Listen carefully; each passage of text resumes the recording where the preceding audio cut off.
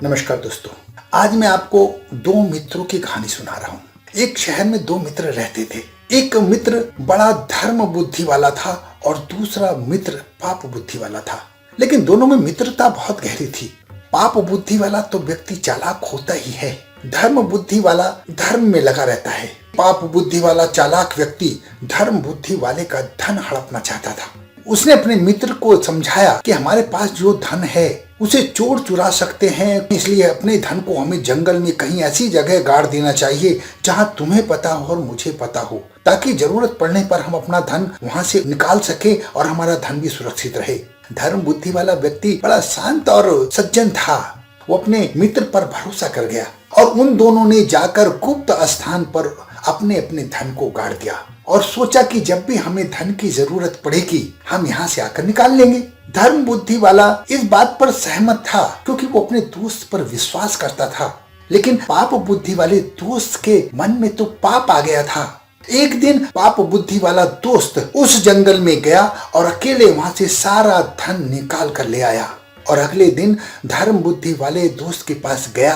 यार, कुछ धन की आवश्यकता है, हम दोनों साथ चलते हैं, जंगल में से कुछ धन निकाल लाते हैं ताकि हमारा काम हो जाए। दोनों जंगल में पहुंचे और पाया कि गड्ढा खाली है, क्योंकि पाप बुद्धि वाले ने पहले ही वहां से धन निकाल लिया था। इस पर पाप बुद्धि वाला जोर जोर से रोने लगा और धर्म बुद्धि वाले पर सारा दोष देने लगा कि तुमने ये धन चुरा लिया है, आधा हिस्सा तो मेरा था, आधा धन तो मेरा था, तुमने सारा का सारा ही ले लिया है, मेरा हिस्सा मुझे वापस करो। हालांकि धर्म बुद्धि वाले ने उसे फौरन इनकार किया, उसे समझाने की कोशिश की कि मैंने कोई धन नहीं लिया है, मैंने कोई धन नहीं निकाला है, लेकिन पाप बुद्धि वाले के मन में तो पाप था। वो माना नहीं और लगातार आरोप लगाता रहा।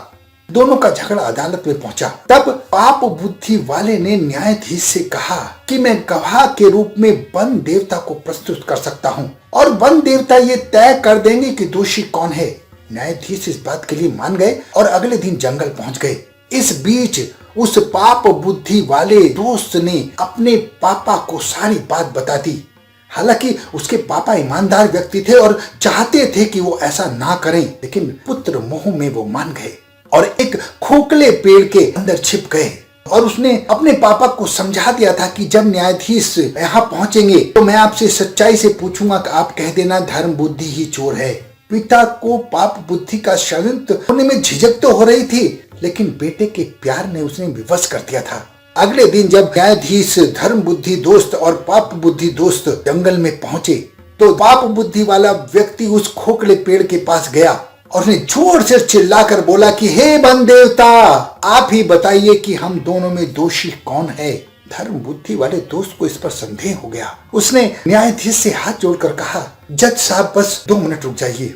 उसने वहीं से पत्ते इकट्ठे किए और उस खोखले पेड़ में आग लगा दी। आग लगने से उसमें से पाप बुद्धि के पिता निकले और तब धर्म बुद्धि वाले ने न्यायाधीश से कहा, देखिए दोनों बाप बेटे मिलकर मुझे और आपको उल्लू बना रहे हैं। ये सब पाप बुद्धि वाले की शैतानी और दिमागी उपज है। अब न्यायाधीश ने पाप बुद्धि वाले व्यक्ति को गिरफ्तार करा दिया। सच सच होता है, सच का हमेशा साथ दीजिए। अपना बहुत ध्यान रखिए, हंसते रहें, मुस्कुराते रहें, खुश रहें।